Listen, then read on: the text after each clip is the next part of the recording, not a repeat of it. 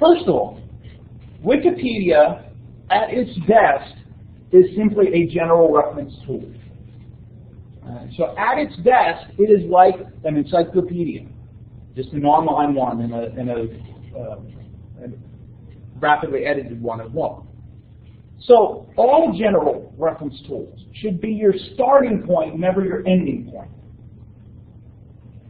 And so Wikipedia shouldn't be a source that you cite in your paper as much as it is a source that you go to get an overview that will hopefully point you to other sources. Right? And so Wikipedia can be helpful, but it should never be the major source of your paper. Why? Because it's a general reference tool, and general reference tools, right, I would say that the same about an encyclopedia of the Bible. That should never be a major source in your paper. It should always be something that points you to other sources. Wikipedia, like other encyclopedias as well, should be read critically.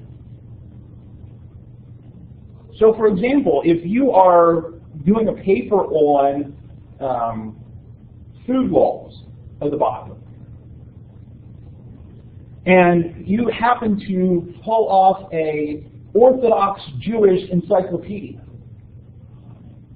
and the articles were contributed by Orthodox Jewish contributors, they're going to argue for the applicability of the food laws, that they're still applicable. If it is a Seventh-day Adventist contributor, they're going to do something similar. Right? And so if you don't critically engage that and say, okay, this person has a viewpoint that they're expressing here, and if you don't ask questions about that, right, then you're going to just, just because it's a print encyclopedia doesn't make it any better. Right? So you should always be critical in your thinking. Make sure that when you're accepting information that they have proven it to you versus just this kind of blind acceptance of what has been said. Wikipedia should never be your only source for information. And so if you find something on Wikipedia or any general reference encyclopedia, don't put it in your paper unless you see it in multiple sources. Right? And so, because the same thing can happen to print encyclopedias. And so again, if you're citing Wikipedia, but you should be able to also cite additional works that say or give the same type of information. Now, that means that in most coursework, it's probably better to avoid Wikipedia as far as thinking about actually writing the paper.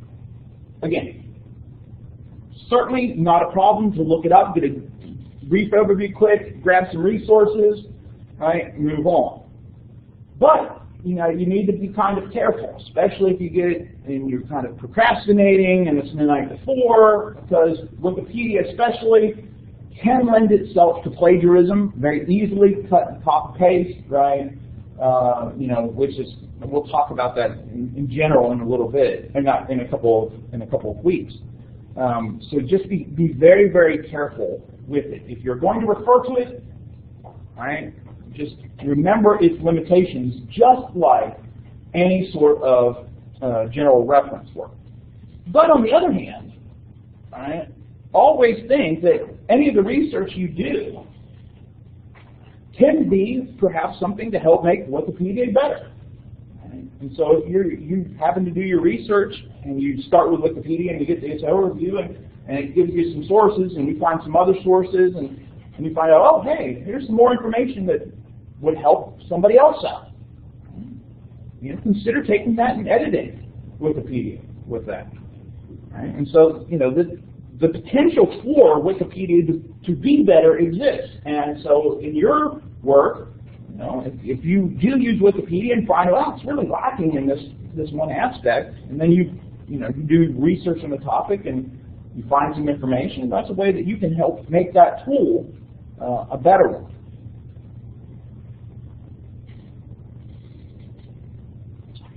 So there are a variety of general reference tools when it comes to biblical studies and all sorts of things. So you have out there all sorts of encyclopedias related to just religion in general, related to Christianity, related to biography,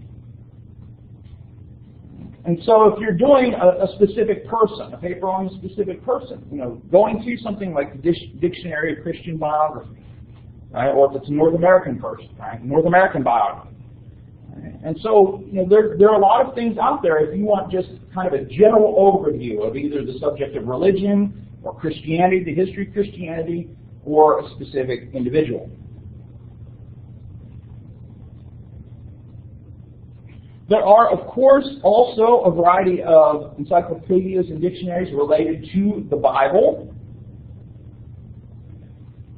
Again, that could be just a general, like the International Standard Bible Encyclopedia, or it could be about specific things.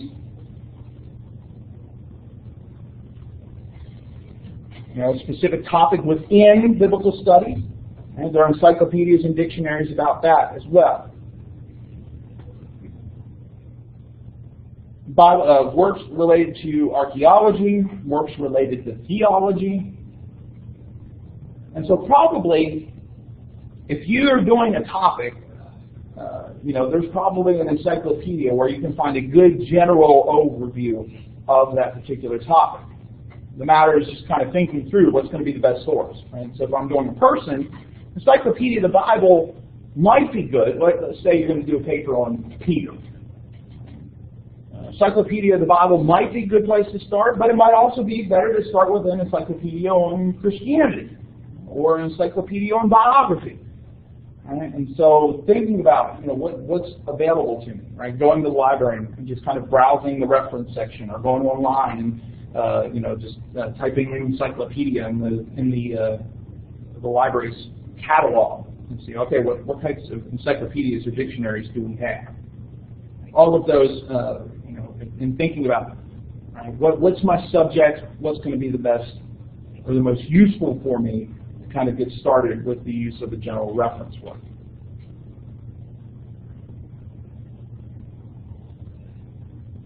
Questions or comments about general reference works?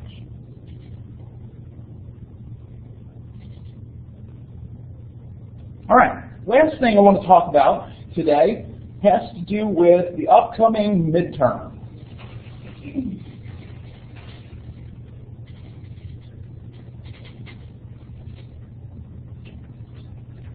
The study guide for the midterm is available.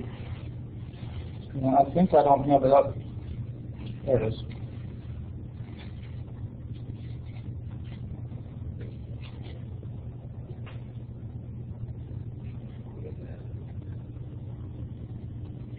Two weeks from today is the midterm, and so the study guide is up and available on Blackboard under study guide. It will be essentially three parts.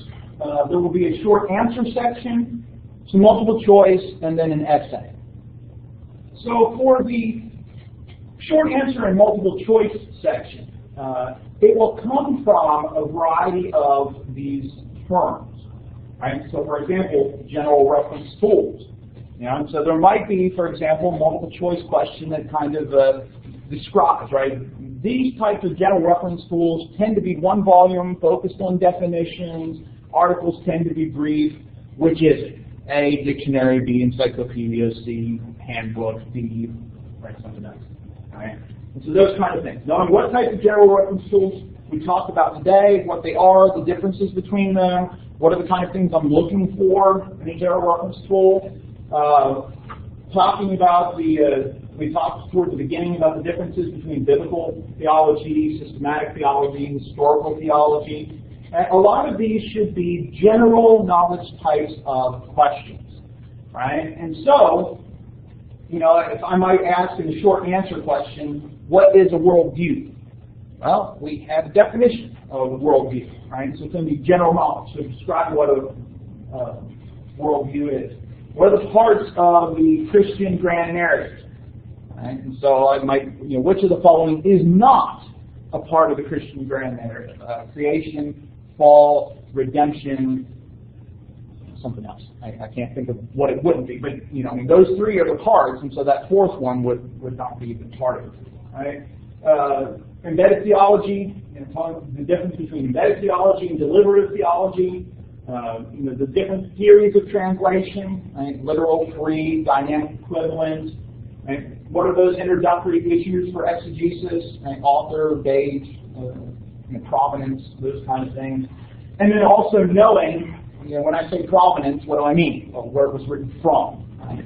So knowing what those are, and I might describe one and ask you, or I might describe, what does provenance refer to in exegesis? And I want you to say, provenance is where a letter was written from, or where a work was written from. So those are general knowledge types of questions related to these terms that we've been talking about. And of course, these four at the end, work studies through monographs, we're going to be covering over the next couple of classes. Questions about this first part. Right. The second part will involve an essay. There will be two essay questions on the exam. You will only need to write an essay on one of them. You're only writing one essay. It will be two of these questions. Right. So I will pick two of these questions, put them on the exam. You'll have to write one of them. Right? So these are the essays. So as you're working through them, preparing, studying, and you want to run an essay by me and say, would this fit? Do that. If you want to come by during office hours and say, what kind of stuff should I include? I'm thinking this, this, and this. Then I can say, well, you also want to include this. You also want to talk about this part. As you're thinking about this, right, you're going to have to write the essay on your own now, or not now, but on the exam. So you can't do it beforehand and just say, I'm going to turn it in. But if you want to do a rough draft and talk with me about it, either send it to me as an email or come by during office hours, catch me after class, right? We can do that. And I say, okay, because one of the things you really want to pay attention to, this happens quite frequently, is missing a part of the question. Right? And so on this first one, Stone and Duke claim that all Christians are theologians. Do you agree or disagree? Why? What is embedded theology? Why is it important to understand? What is deliberative theology? Why is it important to understand? Why is theology important to the practice of ministry? How does Stone and Duke's book or methods help you personally in ministry? Right? Make sure all of those parts are answered in your question. Because one of the easiest ways to lose points is forgetting to include this. Right? And so if you don't talk about embedded theology, right, which you can address in a sentence, right? Embedded theology is it's the theology that you kind of uncritically accept because you were born with it and shapes how you think about specific issues, right? So it can be answered in one sentence, but if you don't include that one sentence, then you lose points on the answer. So again, there'll be two of these on the exam. You will only have to write one of them. Questions about the essay? How long is it? Probably, I'm thinking you could do most of these in a long paragraph. So 7 to 10 sentences, 15 tops, right? It doesn't have to be like a 5-paragraph essay. You don't have to have an introduction and conclusion. You can just start off with Stone and Duke claim that. Now, I agree that Stone and Duke are right that all Christians are theologians, right? Just jump in it and answer. So a long paragraph is kind of what I'm looking for. So we're not talking pages. So the test is worth 200 points? The test is worth 200 points. And so that's 20% of your. Any other questions? What is number 9? Number 9, let's see, we talked about that in the context of the devotional practices. That is that very careful type of reading where you read it through the first time and you say, okay, what do I notice about this?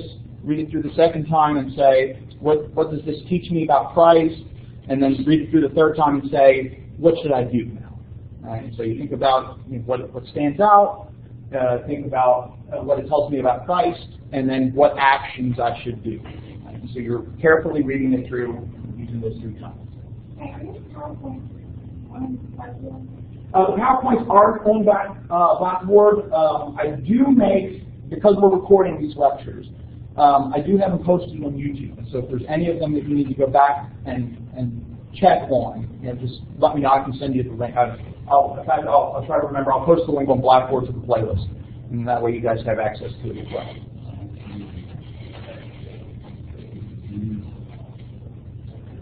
Additional questions? Seriously though, if something comes up where you're not sure, like this question, like I don't know what that is, I can't find it in my notes, and I'm looking through the lectures and I can't find it. Send it to me in an email. Stop by. Catch me before or after class. Let me help you. Right? I want to make sure everybody does the best they can. So, whatever I can do to help. Now, if it's, the first email on Monday you send me, all right, can you help me with 1 through 4? And then Tuesday you say, can you help me through 5 through 8? And Wednesday you say, can you help me through 9 through 10? At some point I'm going to say, you tell me what you have. Right? And so, I don't want to, just give you all the answers, but I am willing to help you where you need help. One last thing to talk about with respect to this. I have absolutely no problems if several of you want to work together and work on this where you split up and say, okay, I'm going to take these first 5. You take the next 5. You take the next 5. We'll pull all our stuff together and we'll help each other out that way. That's fine.